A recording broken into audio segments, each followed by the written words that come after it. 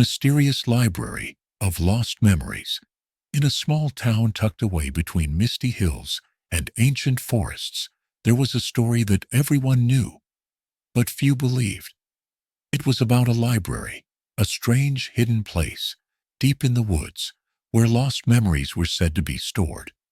People whispered about it, passing the tale down through generations, but no one had ever seen it, or at least no one who had returned to tell the tale.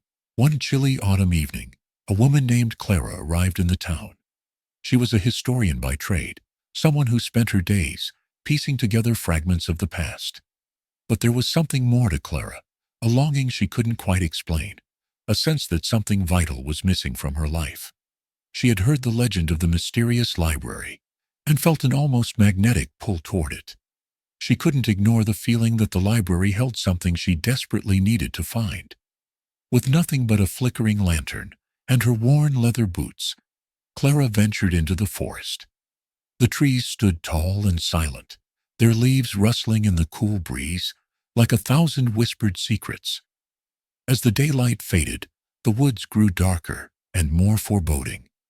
But Clara pressed on, driven by a need she couldn't fully understand. After what felt like hours of wandering, Clara's heart leapt in her chest. There, through the tangled branches and overgrown underbrush, she saw it. A building, ancient and majestic, standing alone in a small clearing. The library. Its stone walls were covered in ivy, and its tall windows glowed with a warm, golden light. The heavy wooden doors stood slightly ajar, as if waiting for her. Clara hesitated for only a moment before stepping inside. The interior of the library was like nothing she had ever seen.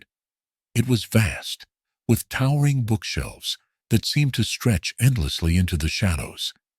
The air was thick, with the scent of old paper, ink, and something else, something that made her think of forgotten dreams and half-remembered childhoods. As she walked deeper into the library, she noticed that each book seemed to hum with a quiet energy, as if the stories inside were alive, waiting to be rediscovered. Clara reached for a book on a nearby shelf. The moment her fingers touched its cover, a rush of emotion surged through her. She opened the book, and to her amazement, the pages didn't contain words or pictures. Instead, they held a memory, a scene playing out before her eyes, as vividly as if she were living it herself. It was a memory of a woman she didn't know, sitting by a fire with a baby in her arms, singing softly. The warmth of the fire, the love in the woman's voice. It all felt so real. But it wasn't Clara's memory. She closed the book, her hands trembling slightly. She had heard of places like this in stories, but she never imagined they could be real. And yet, here she was, standing in a library where the lost memories of countless people were stored like books on a shelf. As Clara wandered through the endless aisles, her eyes were drawn to an old, dusty book tucked away in a corner. Something about it called to her, and without thinking she reached out and took it from the shelf. The cover was faded, the title worn away by time. When she opened it, the memory inside flooded her senses with a force that nearly took her breath away. It was her own memory. She saw herself as a little girl, running through a sunlit field, laughing as she chased after a kite. But she wasn't alone. There was a boy with her, just a few years older, with bright, laughing eyes and a smile that made her heart ache. Her brother, David. Clara had loved him more than anything in the world. They had been inseparable, two halves of the same soul. But then the memory shifted, darkened. She saw the day he disappeared, swallowed up by the waves at the seaside. Clara had watched, helpless, as he was swept away, her cries lost in the roar of the ocean. The grief had been unbearable, and in time, she had locked the memory away, burying it deep within her heart, where it couldn't hurt her anymore. Tears streamed down Clara's face as the memory faded, leaving her standing alone in the quiet library. She had forgotten him, forgotten the joy they had shared, and the pain of losing him.